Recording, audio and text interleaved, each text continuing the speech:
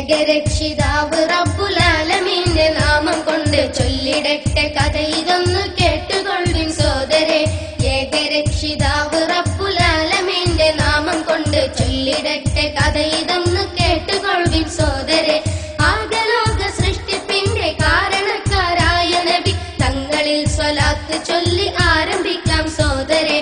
ആകലോക സൃഷ്ടിപ്പിന്റെ കാരണക്കാരായ നബി തങ്ങളിൽ സ്വലാത്ത് ചൊല്ലി ആരംഭിക്കാം സോദരേ.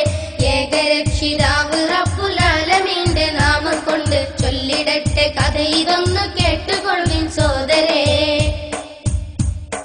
ചാലിയാറിൻ തീരത്ത് നടന്നൊരീ കഥ, കാലമൽപ്പം പിന്നിലായി നടന്നൊരീ കഥ.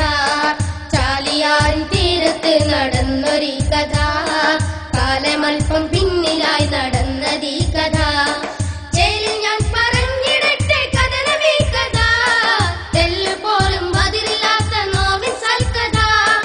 ജയിലിൽ ഞാൻ പറഞ്ഞിടട്ടെ കഥനമീ കഥ, തെല്ലുപോലും അതിരില്ലാത്ത നോവിൻ സൽക്കഥ. സകലമോട് എന്റെ കഥ കേട്ട് കണ്ട് കൊണ്ടിരുന്ന് തെറ്റുപറ്റി എന്നുണ്ടെങ്കിൽ പൊറുത്തിടണേ സോദരേ. السلام عليكم ورحمة الله. أعوذ بالله من الشيطان الرجيم. بسم الله الرحمن الرحيم.